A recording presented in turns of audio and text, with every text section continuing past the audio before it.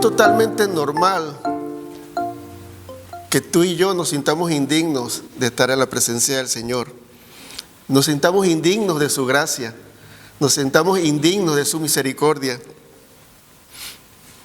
Y es recomendable que nosotros nos sintamos indignos. Y no se trata de una actitud humillante, de baja autoestima de nosotros, sino por todo lo contrario.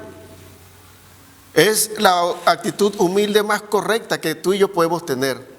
Porque partiendo de que nosotros reconozcamos que no merecemos el amor de Dios, pero aún así Él nos los da, eso nos genera a nosotros una batería especial para la autoestima en nosotros. Porque siendo indignos, Él nos ama. Siendo inmerecedores, Él nos da. Y eso debe transformar nuestras vidas, no sentirnos cualquier cosa, sentirnos especial, porque Él nos da y Él nos bendice y su gracia es a nuestro favor, aunque no la merezcamos. Esa es la base principal de una vida de humildad y la base principal de una vida verdaderamente de un cristianismo genuino, con una relación correcta con Dios. Es saber que Dios es santo, yo soy pecador y aún así Él me escogió a mí. Esa es la razón por la cual nosotros tenemos esta serie llamada Los Discípulos, que no tiene una formalidad de ser discípulos, pero sí es algo que es dentro del desarrollo que se está viendo esta cualidad o esta similitud en cada una de las prédicas que estamos hablando en estos últimos 2 días. Este es el tercero que estamos hablando de la serie de los discípulos. ¿Cuál es la razón por la cual estamos hablando acerca de los discípulos? Es que tengamos una perspectiva correcta de nuestra vida y nuestro cristianismo, no ponernos un estándar demasiado alto al que nosotros podemos, ni tampoco tener algo tan subestimado. Saber que Dios nos conoce porque tú y yo somos seres humanos. Él es el Dios Todopoderoso. Saber que nosotros somos imperfectos, de que nosotros no somos todo lo que quisiéramos ser, pero aún así Él nos ama y aún así Él nos escogió. Porque Él nos escogió igual que escogió a los apóstoles, a los discípulos, no porque tuviesen cualidades, no porque fueran perfectos. Ninguno de los que estamos en este lugar somos perfectos, pero somos personas que quieren seguir a Dios. Pero el detalle está en permitirle a Dios trabajar en nuestras vidas. Porque no llegar a conformarme solamente con que yo soy imperfecto y sigo así y su gracia está a favor mío. Es al ver esa gracia inmerecida en mí, reaccionar de una manera positiva, proactiva o con iniciativa por mi parte para hacer lo correcto. Porque no se vale que Dios nos ame tanto y su misericordia se derrame en nuestras vidas y nosotros veamos nuestro pecado y nos sigamos deleitando en nuestro pecado o nos sigamos permaneciendo en nuestro pecado. Se trata de que nosotros veamos la gracia de Dios inmerecida que recibimos de parte de Él y reaccionar y empezar a decir: yo empiezo a hacer ajustes. Así que, ¿sabes qué necesito? La ayuda del Espíritu Santo para poder cambiar todas las cosas, porque mi fuerza de voluntad no lo podrá hacer, pero sí el poder del Espíritu Santo transformará nuestras vidas hasta lograr ser lo que Dios estableció que tú y yo seamos. Pero parte de algo principal, parte de la base más elemental: somos pecadores, Él es santo. Somos incompetentes, somos incapaces de poder salvarnos por nosotros mismos, transformar nuestra vida por nosotros mismos. Dependemos del poder del Espíritu Santo para hacerlo. Entonces, esa es la base principal que nosotros tenemos que tener como cristianos, que somos discípulos, y decía la otra vez, discípulos es ser estudiantes. Somos estudiantes de Jesús porque estamos aprendiendo de Jesús. Porque nuestra meta, y espero que sea la meta de todos nosotros, es ser como Jesús. Si no, entonces ¿para qué yo me quiero llamar cristiano si yo no quiero ser como Cristo?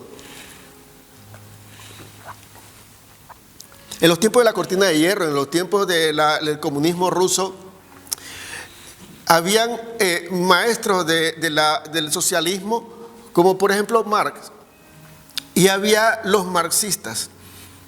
Ellos estaban en esa doctrina y querían seguir la doctrina de Marx y se llamaban así mismo marxistas, y luego todos lo conocían de esa forma porque ellos seguían esa línea ideológica en cuanto a cómo manejar la sociedad. Si nosotros somos cristianos es porque estamos siguiendo a Cristo y estamos queriendo marcar una diferencia en nuestra sociedad y teniendo una línea ideológica de pensamiento en el cual cómo tratamos a las demás personas y cómo es nuestra relación con Dios. ¿Cómo? Como Cristo. Simple y llanamente, como Cristo. No hay más profundidad, no hay que hacer mucho estudio, no hay que buscar la raíz cuadrada, la hipotenusa o la quinta pata al gato. Simplemente es ser como Cristo. Eso es ser cristianos. Entonces, si nosotros nos sentimos mal delante del Señor porque Él es santo, eso es saludable. ¿Sabes? Porque lo contrario sería sentirnos arrogantes o seguros de nuestra salvación o de nuestra cristiandad, de nuestra forma de conducirnos delante de un Dios santo. Eso sería lo incorrecto. También en medio de nosotros hay personas que son mal vistas, que son como rechazadas, y de hecho hay personas que simplemente ellos mismos se sienten rechazados aunque no lo sean. Pero hay personas que se sienten rechazadas y dentro de nosotros, por eso es que a veces la presión de grupo ejerce un control en nuestras vidas, porque nosotros sentimos cierto rechazo en la sociedad, porque la sociedad va en un ritmo y nosotros vamos en otro y sentimos ese rechazo y entonces cedemos muchas veces a la presión de grupo, y eso es una gran pérdida para nuestras vidas cuando nuestras convicciones habían estado firmes. Regreso al punto nosotros a veces encontramos personas que se sienten desechadas, se sienten marginadas, se sienten despreciables. Por eso es que en el día de hoy vamos a hablar acerca de los despreciables.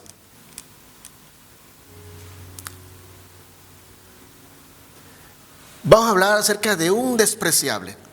Una persona que era despreciable a los ojos de toda la sociedad, pero no a los ojos de Jesús. Esa persona es Mateo. Si nosotros hablamos de Mateo hoy día, pensamos en Mateo el evangelista, el que escribió el Evangelio según San Mateo, Mateo el apóstol, Mateo, Leví también se fue llamado Leví, y encontramos como muchos valores y virtudes, pero la realidad de Mateo en ese tiempo no era la que tú y yo manejamos de Mateo. En la sociedad o en la época de Jesús, a Mateo se le consideraba como el despreciable de la sociedad. ¿Por qué? Porque Mateo era recaudador de impuestos. Y al recaudador de impuestos se le llamaba publicano de una manera despectiva. ¿Por qué? Porque trabajaba para el Imperio Romano, oprimiendo con los impuestos a todo el pueblo judío. Era un judío que trabajaba para los romanos, y no solamente trabajaba para los romanos, sino que en su trabajo para los romanos extorsionaba, oprimía a todos los judíos. Iba en contra de todo lo que era el pueblo de Dios. Desde los religiosos hasta los celotes, que eran el grupo, por decir así, la guerrilla urbana de los judíos en contra de Roma, estaban totalmente abiertos en contra de los publicanos. Ahora, Mateo, nosotros sabemos, Mateo es que era el recaudador de impuestos, pero Mateo era el publicano, Mateo era el despreciable. Y yo me pongo a pensar en algo muy interesante. El grupo que Jesús llamó eran el grupo tan diverso, no era tan homogéneo. Quizás homogéneo nada más era quizás en la edad, cerca de la edad aproximada, porque no había muy ancianos y ni muy jóvenes, todos oscilaban en la edad cerca de Jesús, de los 30. Sin embargo, sus características y sus motivaciones eran tan diversas como lo son aquí en la congregación y en el pueblo de Dios en el mundo entero. Es tan diverso y tan variado que uno se pone a pensar, ¿por qué a veces hay tanta división en la iglesia? Veamos un ejemplo. Veamos aquí a Mateo. Mateo, que era el publicano, el recaudador de impuestos. Dentro de los otros apóstoles había un Simón, apodado ¿qué? El celote. Era el mercenario, la guerrilla en contra de Roma. Ahora, si ese hombre estaba en contra de Roma, dígame usted qué pensamiento tendría él acerca de un judío que estaba a favor de Roma y oprimiendo a los judíos. Yo creo que en todo el rato que estaban los discípulos unidos, había constantemente un pensamiento en Simón el Celote en querer ahorcar a Mateo. Y decir, ¿qué hace Mateo aquí? ¿Qué hace ese publicano aquí? Indignado, dice, ¿qué hace ahí? Y eso pasa en la iglesia. En la iglesia entre nosotros hay diferencias y a veces hay un pensamiento recurrente en su cabeza diciendo, ¿qué hace esta persona aquí? ¿Sabes qué hace? Dios lo llamó también, igual que Jesús llamó a Mateo. Que nos acordamos nada más de los pecados evidentes, los grandes, los groseros, pero toda la pequeña cantidad de pecados que estamos haciendo delante del Señor no la contamos. Es fácil para juzgar a Mateo y ser como en Lucas 18 se cuenta del fariseo y el publicano que van a orar, y el fariseo dice, uy Señor, gracias que yo no soy como este publicano pecador, porque yo ayuno, porque yo oro, porque yo leo la Torá, porque yo me consagro a ti. Y dice el publicano, ten piedad de mí que soy pecador. ¿Qué dijo Jesús en Lucas? Dice, el publicano bajó justificado más que el fariseo, porque por mucho que tú ayunes, ores y hagas cosas espirituales, tú eres injusto delante de Dios igual. Y más injusto eres cuando por encima de tu injusticia juzgas a otro que es igual que tú. Entonces vemos en el marco de los discípulos de Jesús un grupo que constantemente, y me gusta por eso ver la serie esta de Chosen, porque es un grupo que constantemente andaba con unas diferencias de opiniones y lo muestra bastante coherente a lo que entendemos en la Escritura, cómo se desarrollaba las relaciones entre, por ejemplo, Pedro y Mateo. Había una componenda constante, una diferencia constante. Lo que hay en la iglesia, constantemente hay gente que tú no soportas, gente que no aguantas, pero ¿sabes qué? Es la misericordia de Dios que te tiene a ti, igual la misericordia de Dios lo tiene a él o a ella. Y si a esta persona que tú desprecias, la ves con ojos de justicia, ¿cómo te ve Dios a ti? Con ojos de misericordia, amén. Pero con ojos de misericordia también ve a la persona que tú desprecias, porque nada más la estás despreciando tú, no Dios. A Mateo lo despreció la sociedad judía, no lo despreció Jesús. Vamos a ver dos detalles muy importantes de Mateo en su llamado. Hay una cosa que sí es muy parecida a los demás, pero tiene otra connotación. Vamos a ver si nos vamos al Evangelio según San Marcos capítulo 2, donde ahí se narra el llamado de Mateo, cuando Jesús llama a Mateo.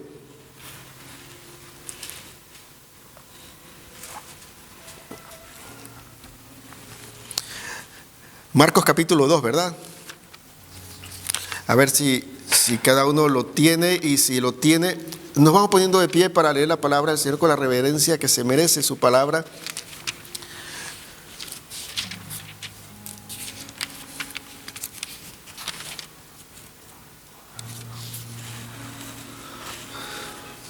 Vamos a leer el versículo 13 al 17, ¿ya lo tienen? Marcos capítulo 2.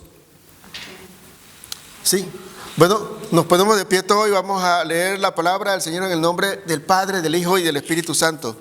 Dice la palabra del Señor así: después volvió a salir al mar y toda la gente venía a él y les enseñaba. Y al pasar vio a Leví, hijo de Alfeo, sentado al banco de los tributos públicos, y le dijo, sígueme. Y levantándose le siguió. Aconteció que estando Jesús a la mesa en casa de él, muchos publicanos y pecadores estaban también a la mesa juntamente con Jesús y sus discípulos, porque había muchos que le habían seguido. Y los escribas y los fariseos, viéndole comer con los publicanos y con los pecadores, dijeron a los discípulos, ¿qué es esto que él come y bebe con los publicanos y pecadores?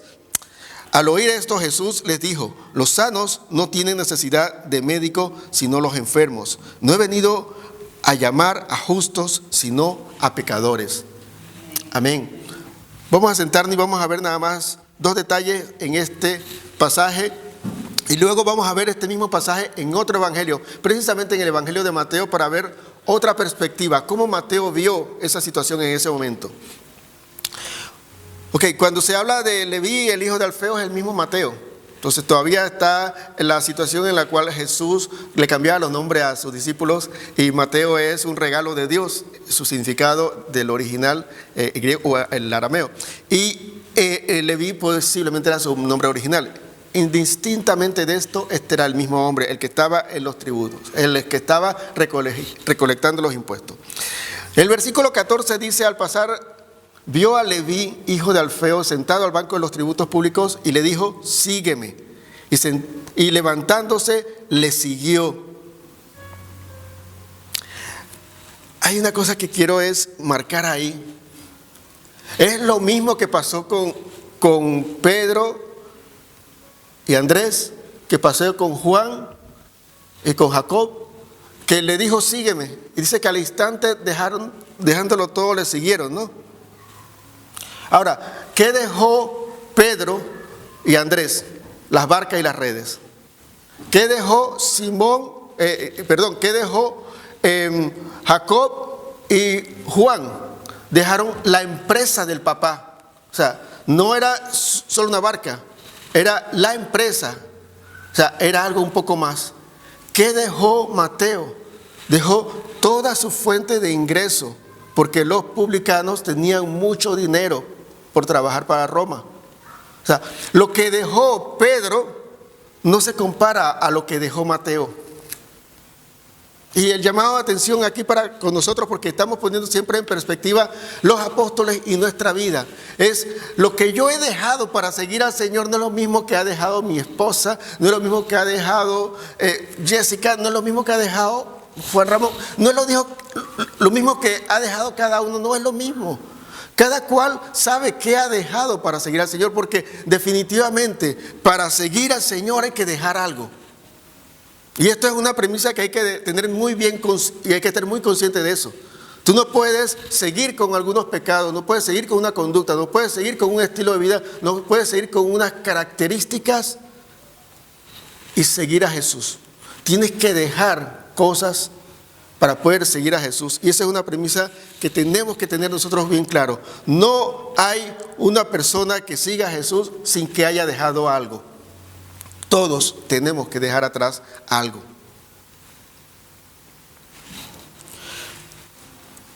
Otro punto importante que está en el versículo 5 dice que aconteció que estando Jesús a la mesa en casa de él, o sea, de Mateo, muchos publicanos y pecadores estaban también a la mesa juntamente con Jesús. Y esto es que al abrir la puerta de tu corazón, en el caso la puerta de la casa de Mateo, es tu condición de pecador la que trae a los otros pecadores a tener comunión con Jesús. La gente ve a Jesús a través de ti solo cuando tú dejas que Él entre a tu vida. ¿Por qué nosotros a veces tenemos el problema de que la gente que está cerca nuestro no sigue a Jesús o no se hace cristiano? Porque no ve a Jesús en nosotros. Porque nosotros realmente hemos entrado a la iglesia, pero no le hemos abierto la puerta de nuestro corazón a Jesús para que Él entre y tenga comunión con nosotros, como dice en Apocalipsis 3:20. Y estoy a la puerta y llamo. Si alguno abre, yo entraré y cenaré con Él y Él conmigo. Tendremos comunión. O sea, esa comunión quizás no hay, pero sí hay una comunión de usted que viene a la iglesia porque usted abre la puerta de la iglesia y entra y tiene comunión por los demás. Pero usted realmente no ha tenido una comunión con Dios. Porque si no tiene una evidencia, un fruto del Espíritu evidente a las demás personas, no tiene comunión con Dios. Porque cuando Jesús entra a nuestras vidas, el Espíritu Santo entra a nuestras vidas, eso se nota. Cuando Mateo abrió la puerta de su casa a Jesús, muchos publicanos y pecadores le siguieron. Cuando tú y yo le abramos la puerta de nuestro corazón a Jesús, y eso no es a nuevos, eso a todos nosotros los que tenemos tiempo en los caminos del Señor. que quizás vivimos una vida religiosa porque cumplimos todas las cosas que dice la ley, pero no estamos teniendo una comunión real y verdadera con el Señor Jesús, porque no hay evidencia y fruto del Espíritu Santo en nuestras vidas. Vamos a ver otra cosa más interesante, y es la perspectiva de Mateo. Cómo Mateo vio esa situación. Y ahora, hay un detalle importante y especial que Mateo percibió en ese momento, que lo plasmó en este mismo pasaje o en la versión de él. O sea, Mateo, vamos a ver, capítulo 9, ese es el que relata la conversión de él. Mateo capítulo 9, vamos dice de 9 al 13, ok, sí. Vamos a buscar Mateo 9.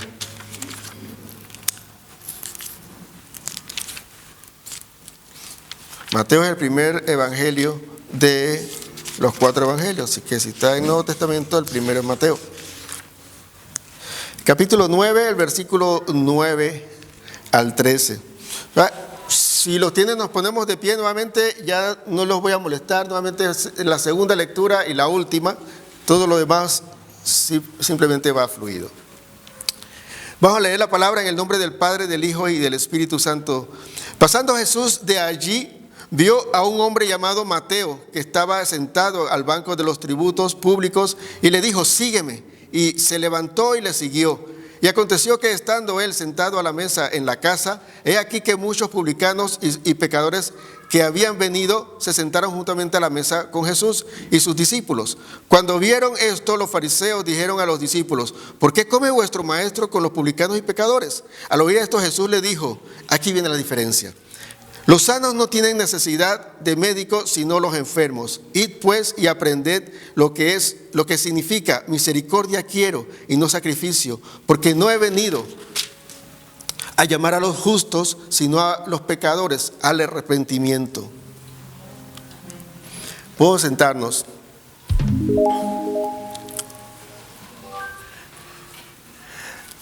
Hay un detalle que se agregó en la narración de Mateo en su llamado, y es el versículo 13, donde él le dice a los estudiosos de la ley, dice: id pues y aprended lo que significa misericordia quiero y no sacrificio. Porque hay un problema que nosotros tenemos, que creemos que es cumplir con la ley, el problema que tenían los fariseos.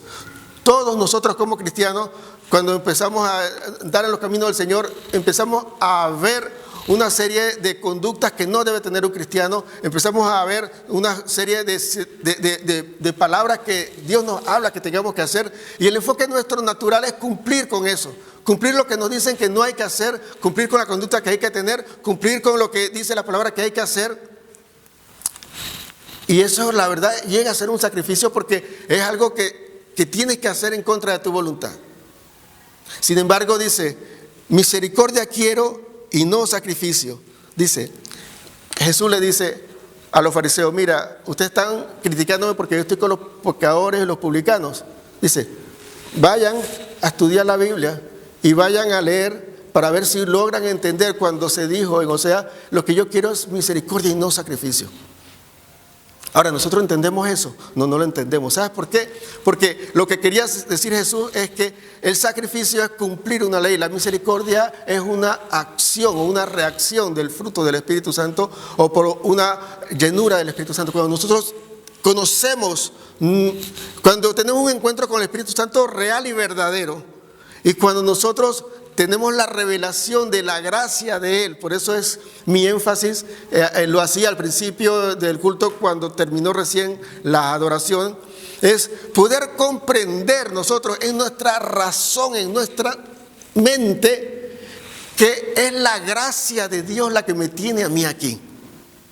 Cuando nosotros llegamos a racionalizar eso, nosotros somos llenos del Espíritu Santo y de su convicción de que nuestra condición es de pecado constante hasta el final de nuestros días, y entendemos que todo lo que estamos nosotros haciendo es por la misericordia de Él. Entonces, cuando comprendemos eso, nuestra reacción natural, innata, es misericordia con todos los demás.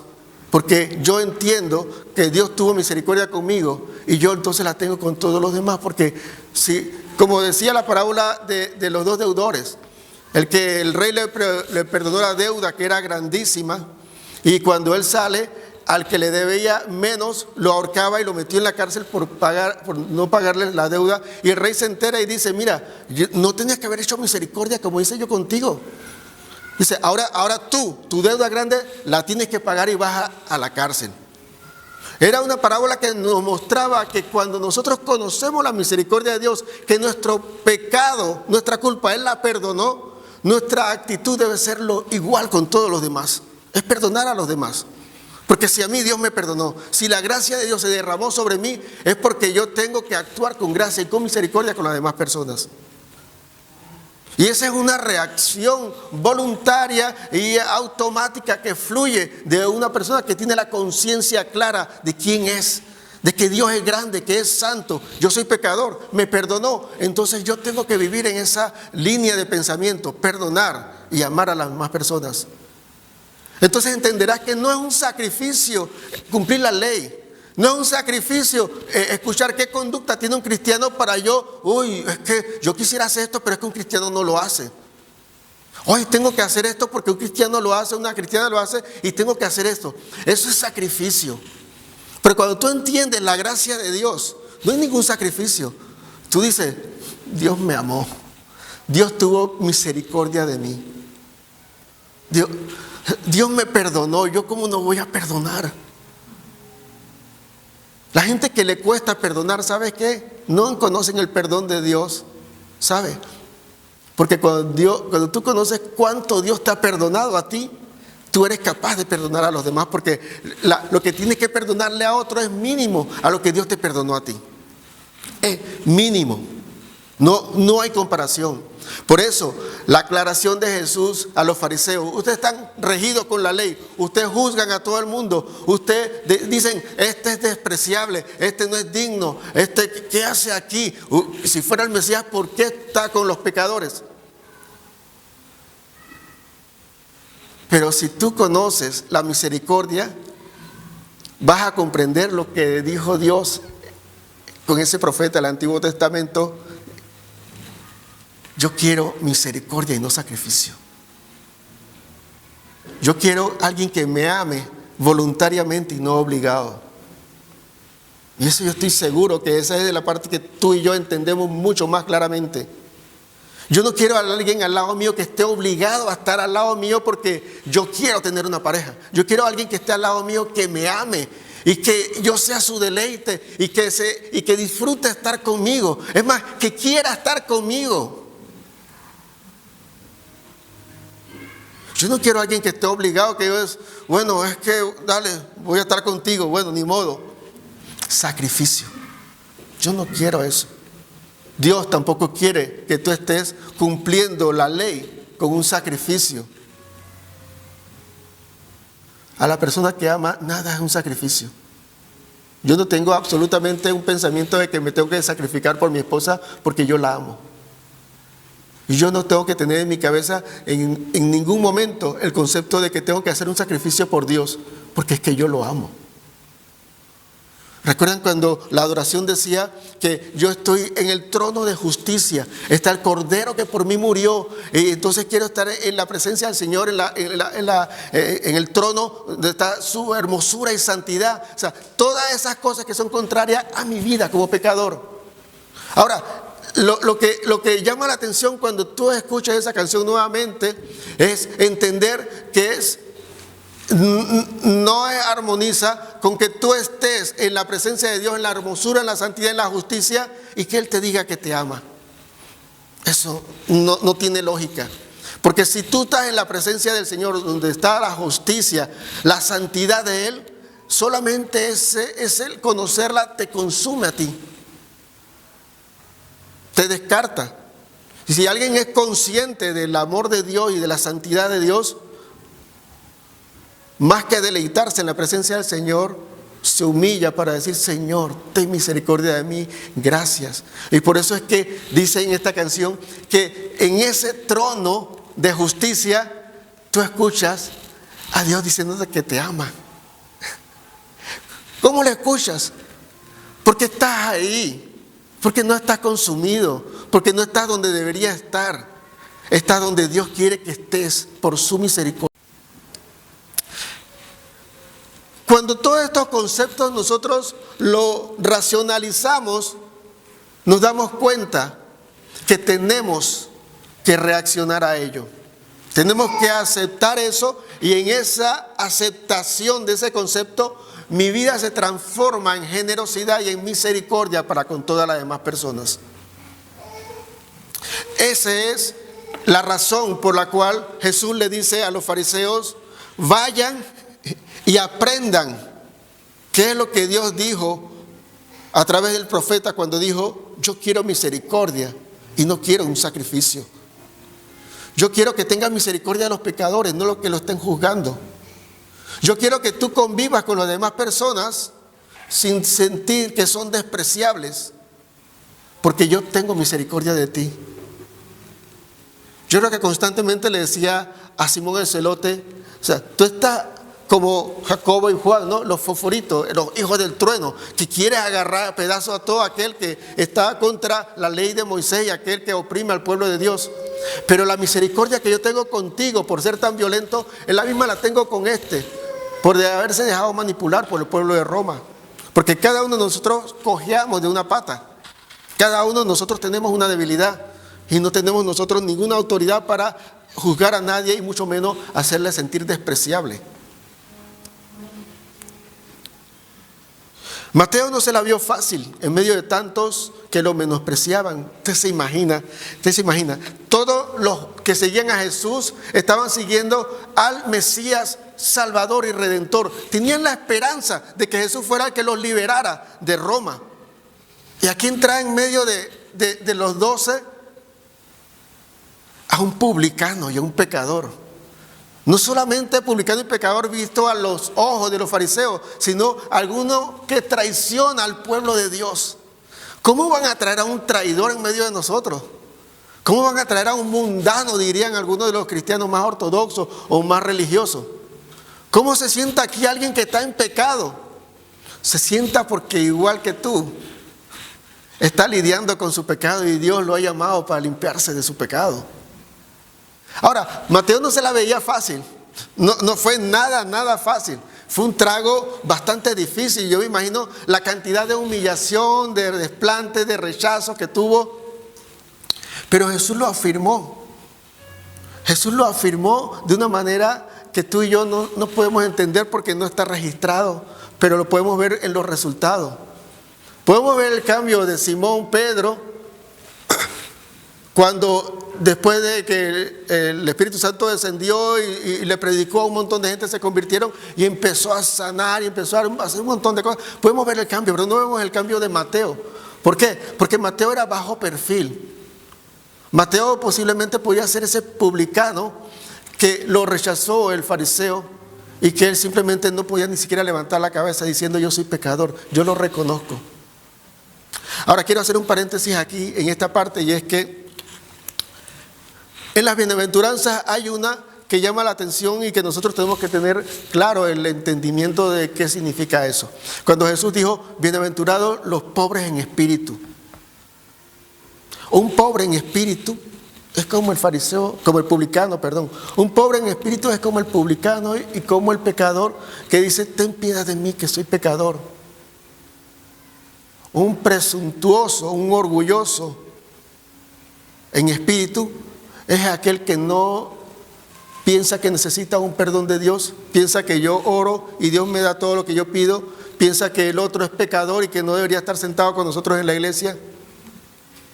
Ese no es un pobre de espíritu. Entonces, el pobre de espíritu es bienaventurado porque al reconocer su pobreza y su necesidad espiritual, lo convierte en alguien que tiene la actitud ideal para seguir a Jesús. Recuerden algo: Mateo, igual que Jacobo y Juan, Pedro y Andrés, dejó todo y siguió a Jesús. Quizás nosotros no hemos dejado muchas cosas, por eso es que no hemos podido seguir a Jesús del todo.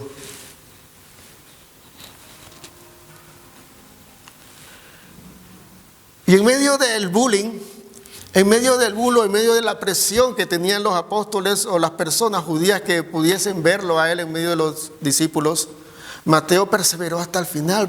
Mateo no se fue. En la Biblia no dice, yo no voy a agregarle a la Biblia ninguna otra cosa, pero si Mateo era un publicano y un pecador, eso no era una buena convivencia con las personas que estaban buscando de Dios. Pero él permaneció. Ahora, en medio de la adversidad tú permaneces. O cuando en la iglesia hay una diferencia y algunas personas ya te ven de reojo y te echan a un lado, tú te vas porque te miraron mal. Mateo no lo hizo. Mateo se quedó. ¿Cuántas malas miradas habrá tenido Mateo en medio de todas las cosas? Quizás Mateo en algún momento querrá decir, pero yo opino. Tú no opinas nada, tú eres un publicano, acuérdate. O sin pedir la cortesía sale a decir, bueno, es que yo no pienso esto. Y la gente quizás por educación o por discreción no le diga nada, pero decían en su corazón, ¿y este qué opina? Publicano, pecador. Y poniéndonos nosotros en los dos zapatos. Primero en los zapatos en las sandalias de Mateo. Ante el rechazo de la gente, ¿cuál es nuestra actitud? O me voy de iglesia, me cambio de iglesia, porque es que en esta iglesia de verdad como que no aman. No ahí está el ágape, no está el amor de Dios, hay mucho rechazo. Eso era lo que pasaba entre los apóstoles también. ¿No creen que los apóstoles eran como la gran armonía? ¡Oh! ¡Qué coinonía! ¿Qué nombre le ponemos a este grupo? Coinonía ágape, porque todos nos amamos. Ellos no se amaban. Ellos estaban peleando quién iba a ser el líder y quién no. Estaban viendo quién destacaba y quién no. Ellos estaban como tú y como yo, con toda su carne. Pero Jesús lo llamó. Y Jesús te llamó a ti también. Ahora en los zapatos de los otros, ¿cuál es todo el resto que no es Mateo? ¿Cuál actitud tendrían? Yo creo que la mayoría de ahí apoyaba a Judas Iscariote y rechazaba a Mateo. Porque Judas Iscariote era el único judío de Judea. Los demás eran de Capernaum, de Galilea, pero este era un judío. Es decir, bueno, este está más pegado a la ley. Pero Mateo, un publicano. Y nosotros hacemos acepción de personas, ¿no? Oh, este tiene estudios bíblicos, mira, este habla bien, este un poco más versado, mira, entiende la palabra y todo eso. Pero ¿qué va a hablar? Ay, y si tú conoces algún pecado de alguna hermana, peor, ¿no? Ya se bajó, no diga altar, se bajó del lugar donde estaba y la dejaste totalmente abajo. Cualquier cosa que diga, opine o que haga es simplemente despreciado por ti. Entonces, tenemos que vernos cómo estamos nosotros en nuestra convivencia entre los hermanos. Eso aplica en esta iglesia, en la iglesia donde usted vaya, en la iglesia que exista en cualquier lugar, aplica en todos, porque todos somos seres humanos. Porque Jesús llamó a pecadores y buscó a enfermos para ser sanados. ¿Y quién es el pecador y quién es el enfermo? Tú y yo. No llamó a justos, no llamó a sanos. No está buscando a los sanos, no está buscando a los justos, a los que se creen justos.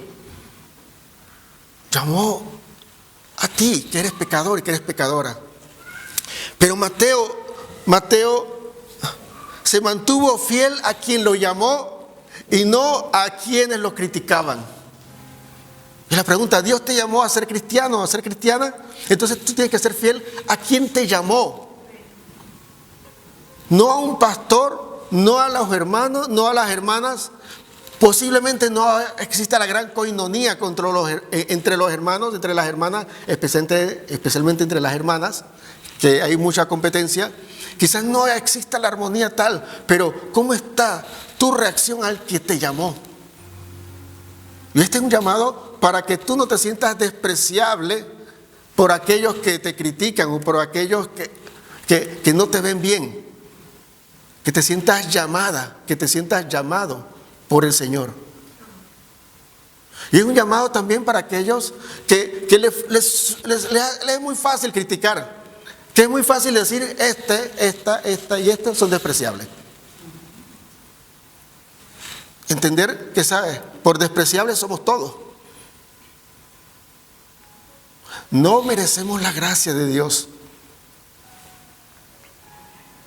Para terminar, a diferencia de los demás, además de ese detalle importante,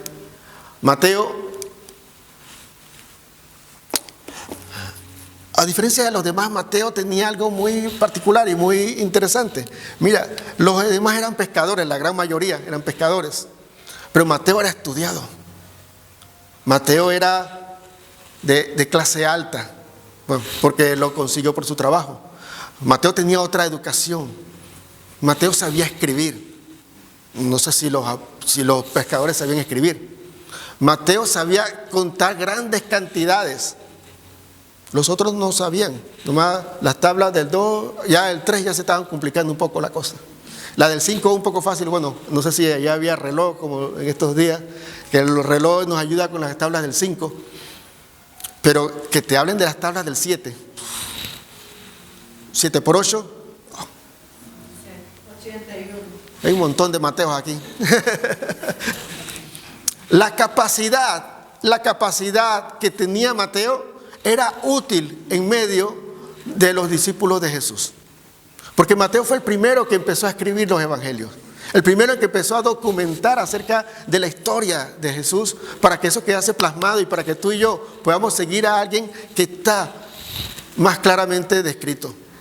Eso no lo podía hacer Andrés, Pedro, Jacobo, Juan, pescadores. Ellos sabían de peces, sabían de muchas otras cosas, pero no sabían mucho de manejar detalles. Ahora, la persona que tú desprecias o que menosprecia o que tienes a un lado, tiene una característica, tiene unos dones que tú no tienes, por lo cual Dios lo llamó, Dios la llamó y por eso está aquí. En la otra parte, si tú te sientes despreciable, si tú te sientes rechazado por alguien, quiero que entiendas algo. Tiene un don y una característica que los demás no tienen, pero tu perseverancia y tu compromiso con quien te llamó te ayudará a desarrollar ese don y ponerlo para la obra del Señor. Pero mientras sigas recibiendo el bullying y todas las mentiras en contra de ti, no vas a desarrollar el don. Pero cuando tu mirada está enfocada en Jesús, tú entonces podrás entender que Dios te llamó para algo y por lo cual te equipó con una característica, y eso es necesario que tú lo tengas muy claro para que puedas ser productivo y cumplir el propósito por el cual Dios te llamó. Para finalizar, como siempre, les dejo una palabra final para que reflexionemos. Quiero dejarle esto, que como su estudiante Jesús quiere usar tu talento. Te llamó, los otros piensan que tú eres despreciable, pero Él te llamó con un talento especial y Él lo quiere usar para su gloria. Pero solo lo podrá usar para su gloria con dos condiciones. Uno, cuando sepas que ese talento viene de Dios y es para gloria de Dios. No es tuyo ni es para tu gloria. Cuando entiendes eso, o sea, esa es la primera ley de humildad. Entender que Dios es santo, yo soy pecador y lo que Él hace en mí por misericordia es, por su gracia, perdón, lo que hace en mí por su gracia es para obrar en misericordia con las demás personas. Creo que tengo que repetir esto porque esto es algo que tiene que quedar fuerte en nuestra cabeza. Nosotros tenemos que tener la humildad meridiana para poder comprender que yo soy pecador, que Dios es santo y que su gracia manifiesta en mí. Lo que quiere es que yo obre en misericordia con mis hermanos. Eso es tener un don de Dios para la gloria de Dios. Yo no figuro nada en esto, la gloria es de Dios. No es lo que yo quiero porque a veces ni siquiera dan las gracias, pero la gloria es de Dios. No es para mi vista, porque a veces yo no veo los resultados en las personas con las cuales le invierto todo mi tiempo, pero como es para la gloria de Dios, en el tiempo de Dios eso germinará y dará fruto. Hay muchas personas a las cuales hay varias personas a las cuales yo le he dedicado tiempo de verdad, y hoy día no veo un fruto. Pero yo como sé que es para la gloria de Dios, en el tiempo de Dios, eso dará fruto. Porque no es mi satisfacción, no es para que me den la gracia, no es para que me honren, no es para que reconozcan, es para la gloria de Dios. Y luego voy a otro lugar y estaré en otro lugar ministrando a personas en las cuales sembraré en misericordia, porque conozco su gracia y todo resultado será para la gloria de Dios. Pero Jesús quiere contigo, como tú eres su estudiante, quiere usar tu talento y necesitas tener humildad, reconociendo que no somos dignos de sus bendiciones, pero que Él nos ha llamado. Y desde que nacimos, Él nos dio un talento. Y ese talento es para que su gloria se manifieste en nuestras vidas. Pero que su gloria se manifieste en nuestras vidas a favor de muchas personas, no a favor mío.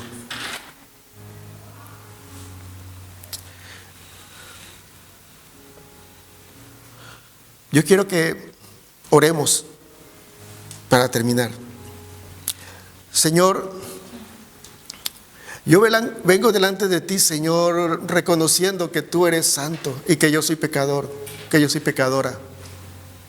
Yo vengo delante de ti reconociendo, Señor, que todo lo que tengo te lo debo a ti y todo lo que tú me has dado es para bendecir a las personas, no es para beneficio propio. Porque mi gloria es que tú me uses para poder ministrar a muchas personas.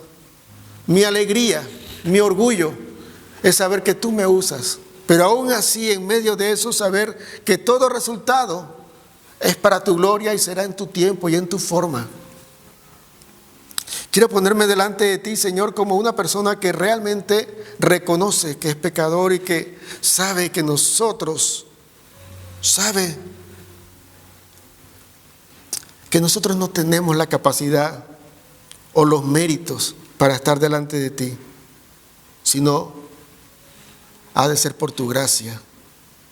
Tu gracia nos puede llevar al trono de justicia, de santidad y no ser consumidos, porque tu gracia nos cubre por medio de esa sangre de Cristo Jesús. En el nombre de Jesús. Amén.